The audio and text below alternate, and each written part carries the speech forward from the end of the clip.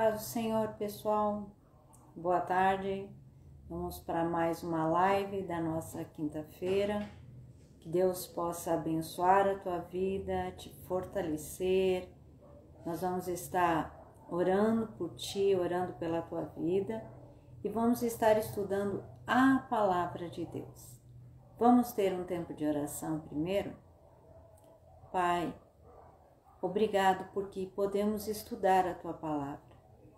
Obrigado, Senhor, pelo poder da tua palavra na nossa vida. Que nesse dia, Senhor, possamos ser fortalecidos. Senhor, que a tua palavra penetre no nosso coração, na nossa mente, Senhor, para nos transformar e sejamos edificados e abençoados, Pai, pelo poder da tua palavra. Amém. Amém. Que a palavra de Deus hoje venha agir na nossa vida e que pelo estudo da palavra de Deus nós possamos compreender aquilo que o Senhor quer nos ensinar. E hoje nós vamos estar estudando a primeira parte, os primeiros versículos do capítulo 3, de Atos, que nós estamos estudando. E aqui nós temos lições muito importantes para a nossa vida, sobre oração, sobre misericórdia, sobre vida virtual, vida real, Nós vamos estar vendo sobre isso. Mas gostaria de pedir para você também que você continue em oração pelo pastor Osmar. Deus tem fortalecido, abençoado a vida dele. Logo ele vai estar fazendo as lives também. E no fim da live nós vamos estar orando contigo pelo teu propósito de oração, por aquilo que você tem colocado no coração e feito um propósito com Deus, está orando nas quintas-feiras junto conosco nas lives. Nós vamos estar orando por ti para que Deus venha agir na nossa vida.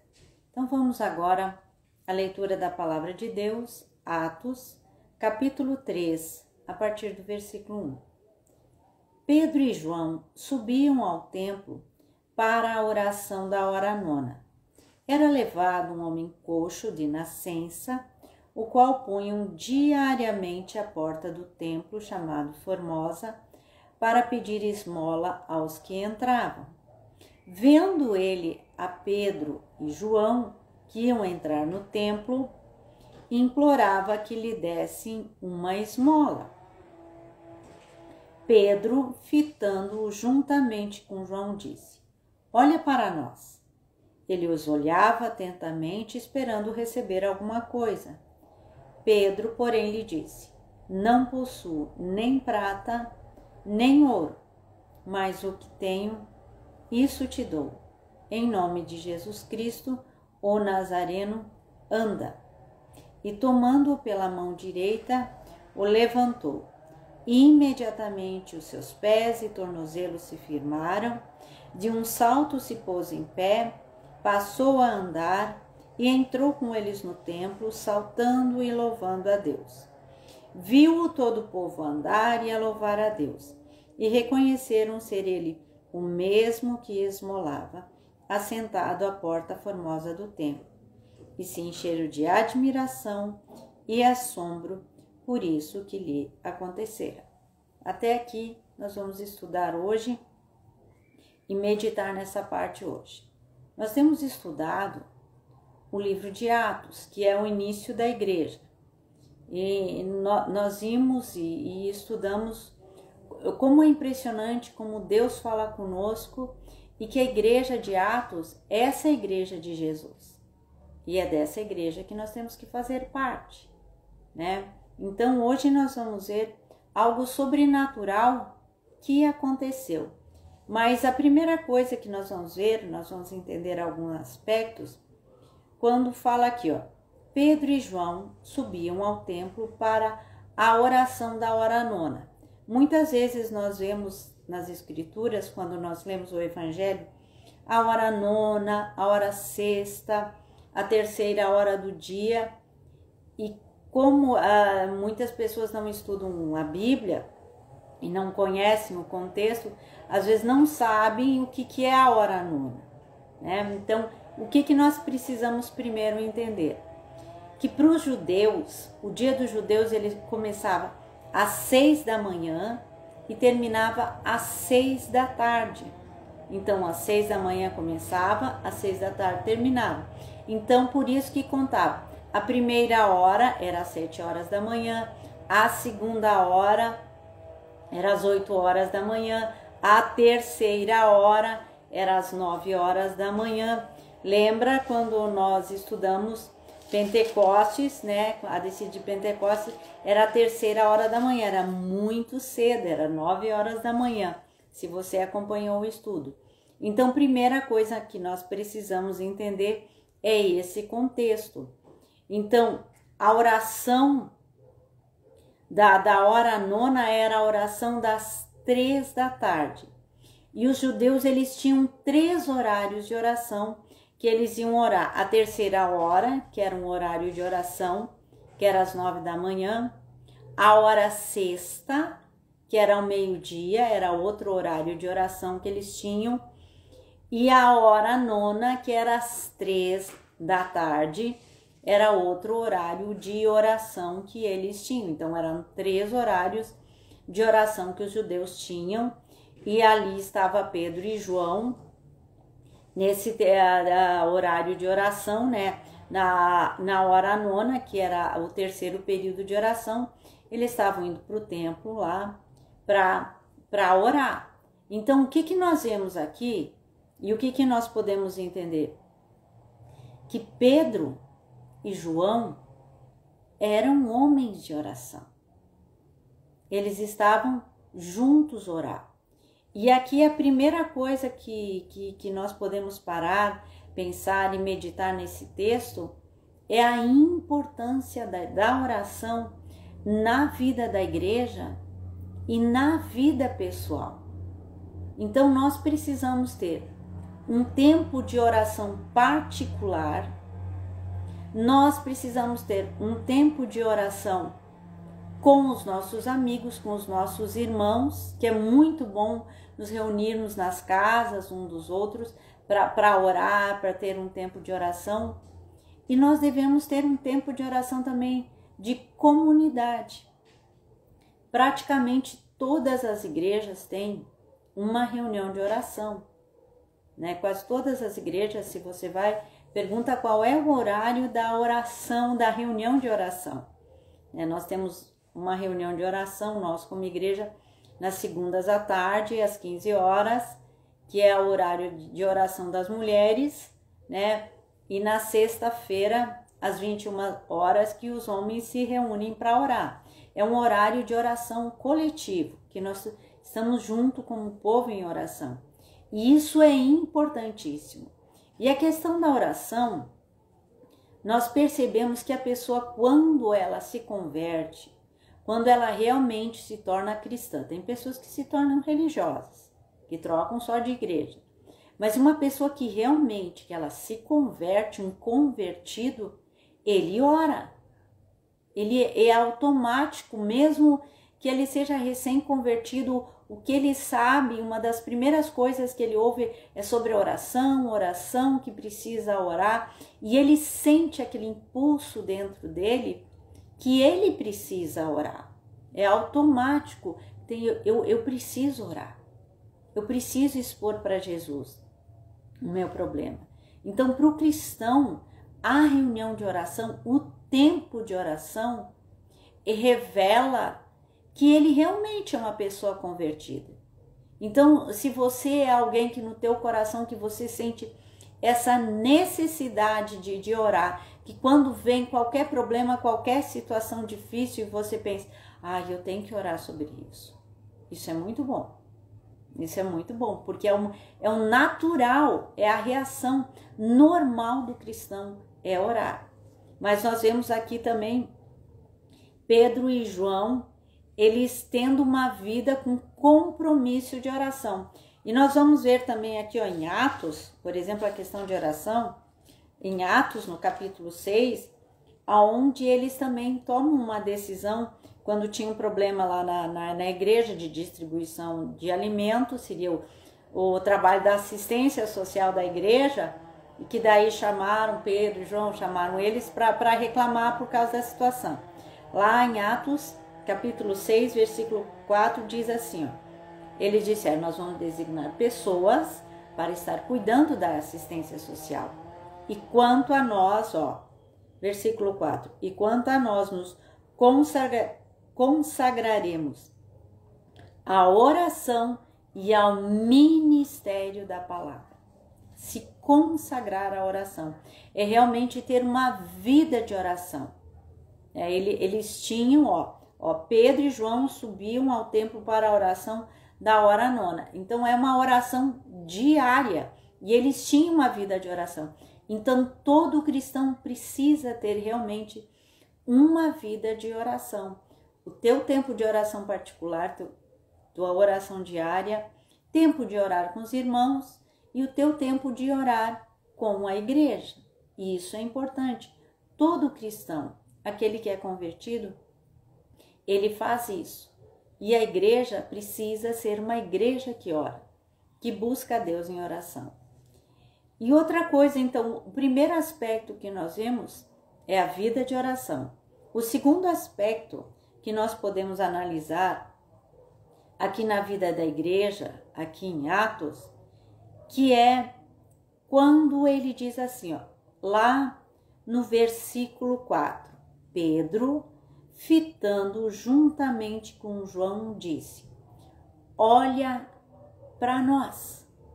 Lembra, o homem estava lá na porta, olhou para Pedro e para João e pediu uma esmola. Ele pediu dinheiro. Pedro e João usaram uma expressão, dá para falar muito sobre essa expressão, mas quando estava orando, que Deus me colocou no coração, quando eles disseram para o coxo, olha para nós. E é algo que nós devemos parar para pensar sobre essa questão de olhar para nós. Lá estava Pedro e João pedindo para o coxo olhar para eles. E o coxo ficou olhando, esperando alguma coisa. Mas a questão de olhar para nós é o seguinte, isso aqui, ó, é a vida da igreja. Nós podemos dizer para as pessoas, olha para mim, olha para nós. Uma das coisas que nós vemos muito hoje em dia é a questão do virtual e do real.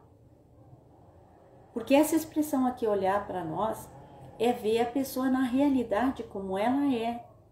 Eles estavam lá caminhando, subindo lá nas escadas do templo, eles estavam lá. E o coxo viu ele, Pedro e João, como eles realmente eram. Eram pessoas que estavam ali, que iam entrando, o coxo nem tinha noção do que ia acontecer. Mas ele estava olhando aqueles dois homens. E Pedro disse, olha para nós. E olhar, ele viu a realidade. E nós, hoje em dia, podemos dizer para as pessoas, olha para mim, como eu sou, como é a minha vida. Mas o que nós temos visto hoje em dia? Um olhar apenas virtual, que as pessoas postam no Instagram, no Face, no status no WhatsApp. Eles mostram, a gente tira a foto e a gente pode mostrar o que quiser. E as pessoas olham para nós. Elas olham no Instagram, olham tudo o que é postado. E o que eles veem? Uma realidade virtual.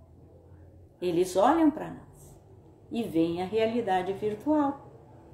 Mas aquele momento de olhar é só um momento na nossa vida. É um instante na nossa vida. E as pessoas, elas pararam de olhar a realidade, o dia a dia, o que realmente acontece, e começam a olhar algo que não é real, que é só um instante. Porque é muito fácil fazer pose para uma foto, É muito fácil pegar um momento e dar um sorriso, dar aquele clique, posta lá. E a pessoa fica olhando a realidade virtual. Mas como é que é o teu dia a dia? Qual é a realidade das tuas dores, dos teus sofrimentos, das tuas tristezas?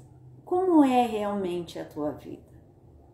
Então, nós vemos uma vida virtual, que as pessoas olham para nós, e existe uma vida real. Que nós possamos olhar para os outros e expressar realmente a nossa vida real. E não ter medo da vida real. E nós também não precisamos ficando olhando a vida virtual dos outros e nem comparando a nossa vida com a vida virtual das outras pessoas. Vida virtual não é algo real. O real é o meu dia a dia, que eu batalho, que eu labuto, que eu enfrento as situações, que eu enfrento problema, que também sou feliz, que tem várias circunstâncias.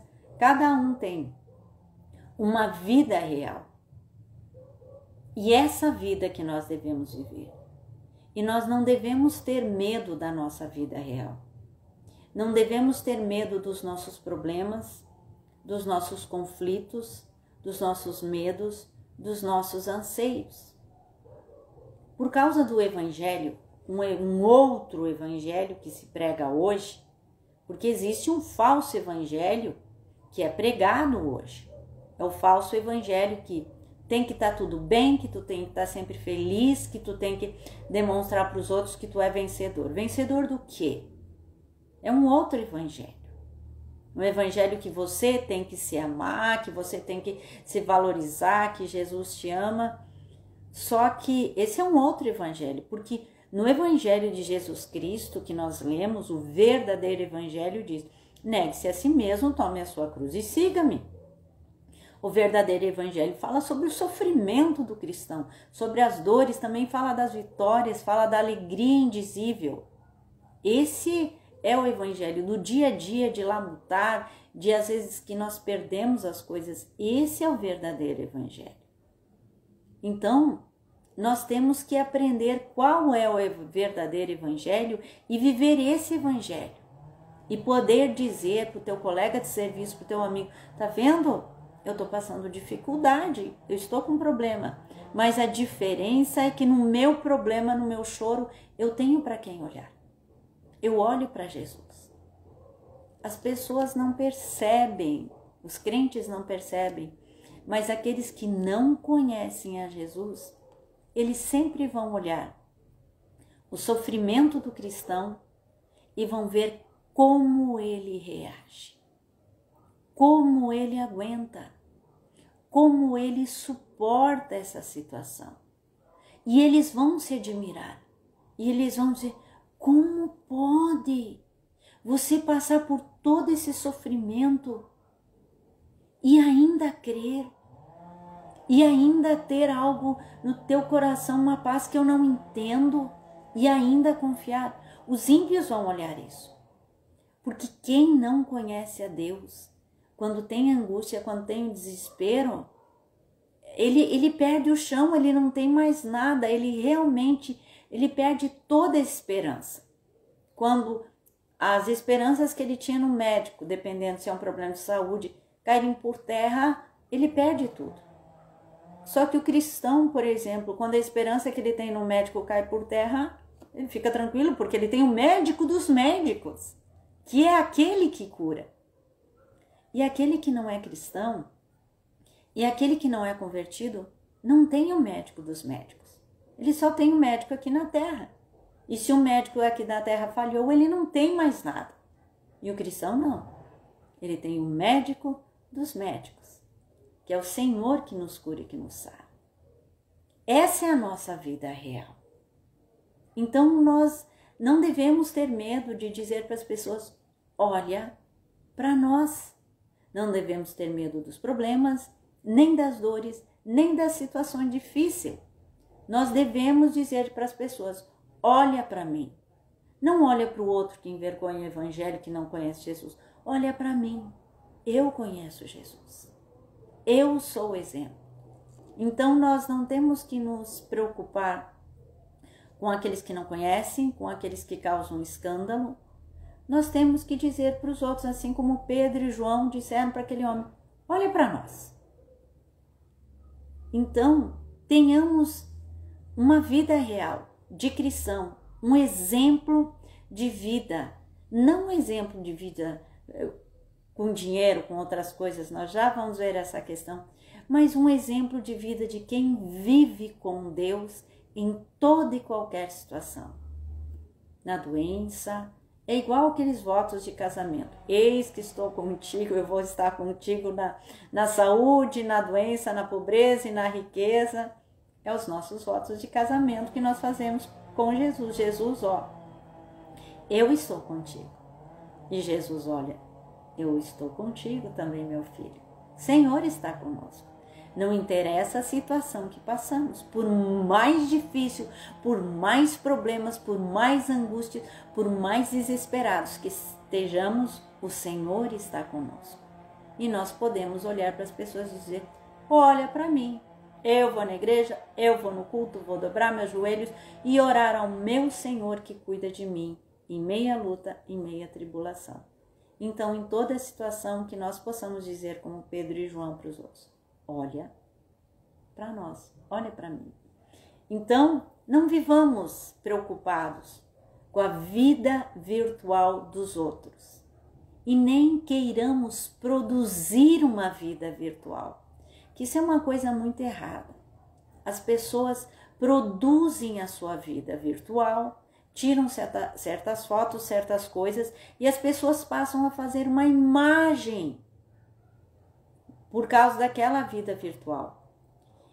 E quando aquela vida virtual cai por terra, a pessoa não sabe mais o que fazer. Porque a vida virtual não condiz com a vida real. Então não produza uma vida virtual. Produza uma vida simples, com Jesus, que é essa a nossa vida. Então não se preocupe nem com a vida virtual dos outros, nem produza você uma vida virtual. Produza uma vida de verdade, uma vida de cristão, que tu possa dizer, olha para mim, eu sirvo a Deus. Agora nós vamos ver outro aspecto aqui dessa passagem da cura. Nós vamos ver que Pedro e João, olha aqui, ó, Pedro fitando-o juntamente com João. Lembra quando nós vemos o Evangelho, quantas vezes Jesus olhou para as pessoas com problemas? Quantas vezes Jesus olhava, fitava, quantas vezes Jesus se compadecia? Jesus nunca fugiu de nenhum coxo, de nenhum cego, de nenhum leproso. Jesus nunca fugiu das pessoas. Jesus sempre olhava para as pessoas e se compadecia das pessoas. E aqui nós vemos dois discípulos olhando, se compadecendo. Assim, nós também devemos ser. Nós não devemos fugir das pessoas, do irmão que tem problema, da pessoa que está aflita. Nós devemos aprender a ter compaixão das pessoas e olhar para as pessoas. Quantas vezes as pessoas na igreja se desviam daquele que tem problema e não querem olhar e não querem saber. Ah, eu não quero saber daquele problema. Por quê? Os problemas das pessoas são difíceis e muitas vezes nós podemos ajudar em oração. Às vezes tu diz, eu não tenho o que fazer. Mas o simples fato, às vezes, de você escutar a pessoa já faz diferença. Escutar e dizer, eu vou orar por ti. Eu vou orar pela tua vida. Todas as vezes que alguém me conta um problema, uma situação difícil, que eu olho e eu penso, Senhor, eu não tenho o que fazer. Só uma coisa eu posso fazer. Orar. E orar pela pessoa. E eu me coloco de joelho e eu oro pelas pessoas. Nós devemos aprender a olhar para a pessoa e não nos desviar das pessoas. Então olhe para a pessoa que está do teu lado. Olhe para a situação difícil da pessoa e tenha compaixão. Uma pessoa que tem compaixão foi aquela que primeiro recebeu a compaixão de Deus, a misericórdia de Deus. Lá no Sermão do Monte nós vemos: bem-aventurados misericordiosos, porque alcançarão misericórdia. Os misericordiosos foram aqueles que foram alcançados pela misericórdia de Deus. Quando a gente é alcançado pelo amor de Deus, pela misericórdia de Deus, pela compaixão de Deus, nós aprendemos a ter compaixão dos outros. Porque nós sabemos o que é luta, o que é dor, e sabemos que nós fomos alcançados. Então a misericórdia que nos alcançou, que está no nosso coração, nós também alcançamos para os outros. Então aprenda a olhar para as pessoas, não se desvie das pessoas. Olhe, escute e diga: eu vou orar por ti. E ore pelas pessoas. Muitas pessoas, elas precisam apenas de um olhar. Eu lembro de uma pessoa que ela dizia para mim assim: eu gosto muito de vir aqui na igreja, porque ao menos aqui eu recebo um abraço, porque lá em casa, na minha casa, ninguém me abraça e ninguém se preocupa comigo, mas aqui as pessoas me olham e me abraçam. Nós não sabemos o sofrimento das outras pessoas em casa. Então, quando você vai no culto, quando você vai na igreja, dá um olhar, abraça as outras pessoas. Agora já dá para abraçar, né? Já passou o mais difícil do Covid, agora já é uma endemia, já dá para dar um abraço nas pessoas, embora uns já estão há muito tempo abraçando. Mas agora dá para olhar mais de perto, dar um abraço nas pessoas, porque nós não sabemos a dor, as tristezas e como elas vieram para o culto. Mas procure abraçar as pessoas, procure olhar para as pessoas, tenha compaixão, olhe atentamente para as pessoas, que nós possamos ter uma vida de compaixão. E o outro aspecto que eu quero analisar aqui nesse texto que nós estamos estudando, tem muita coisa para a gente parar para pensar, por isso que é importante ler a Bíblia e meditar e pensar profundamente. Mas olha aqui, ó, o que Pedro e João dizem para eles, lá no versículo 6, para ele, para o coxo. Ó, eu não tenho, lá no versículo 6, não possuo nem prata nem ouro, mas o que eu tenho eu te dou. Em nome de Jesus, levanta e anda. Mas a questão é assim: eu não tenho prata e não tenho ouro. Gente, isso aqui é dinheiro. É o contraste do dinheiro. Porque nós vemos muitos pastores e muitas pessoas correndo atrás do dinheiro. Querem ter a prata e querem ter o ouro. E trabalham e se cansam e fazem muitas coisas em torno do dinheiro. E nós vemos Pedro e João dizendo: eu não tenho isso. Eu não tenho dinheiro, eu não tenho nada para te dar aqui.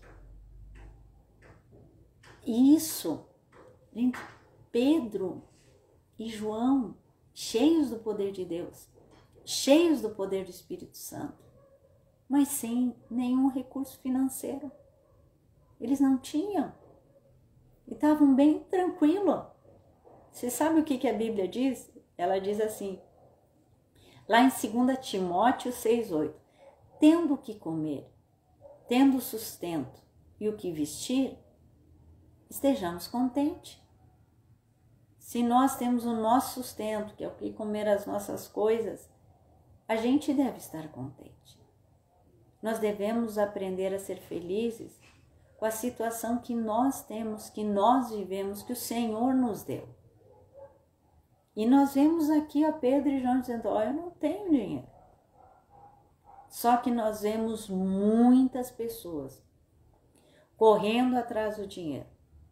Nós vemos muitos pastores, muitos evangélicos correndo atrás do dinheiro, incentivando as pessoas a procurarem e buscarem o dinheiro.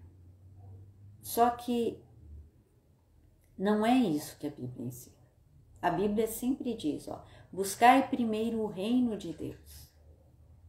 Nós devemos ter as coisas na ordem certa, no lugar certo. Isso que deve ser importante na nossa vida. Para alguns, Deus vai acrescentar mais recursos financeiros. Para outros, Deus não vai dar recursos financeiros. Para alguns, Deus vai dar o suficiente para o sustento, para o que comer, o que vestir. Uns vão ter apenas isto. Outros vão ter mais. Por quê? Porque Deus quis assim. Mas isso de maneira nenhuma deve ser a nossa preocupação. Pedro e João não estavam nem um pouco preocupados com isso. Então a questão do dinheiro é algo que deve ser analisado dentro de nós, de cada um. Será que eu me preocupo demais com dinheiro? Será que eu realmente, tudo que eu quero ter dinheiro, ostentar que eu tenho dinheiro? Pedro e João não tinham nada. Não tinham nada. A diferença deles é que eles olharam, o que eu tenho eu te dou. Em nome de Jesus, levanta e anda. Então, a questão financeira, isso é com Deus. Se Ele quer, Ele nos dá. Mas nós não devemos nos preocupar com isso. Nós devemos trabalhar, nós devemos fazer as coisas que devemos fazer, porque a Bíblia também diz que não trabalha, não coma, né? Isso é importante, trabalhar. O trabalho dos apóstolos, eles eram dedicados à oração, ao estudo da palavra. E isso que eles faziam. Mas cada um de nós, quem trabalha, vai continuar trabalhando, mas o meu coração não deve estar no dinheiro. Porque o que é mais importante na minha vida? Eu aprender realmente a andar com Deus e ser grato por todas as coisas. E aqui, voltando aqui, o que eles disseram? Em nome de Jesus Cristo Nazareno, levanta e anda.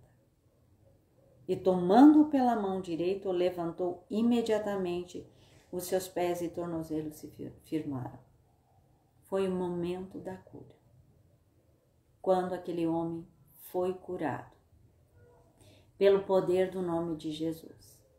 E nós vamos estudar mais adiante, e nós vamos ver que Pedro e João, eles em nenhum momento trouxeram a glória para eles. Mas em todo momento eles mostraram que é o poder de Jesus, que era Jesus a quem os judeus tinham matado, que nós vamos ver aqui no versículo 15.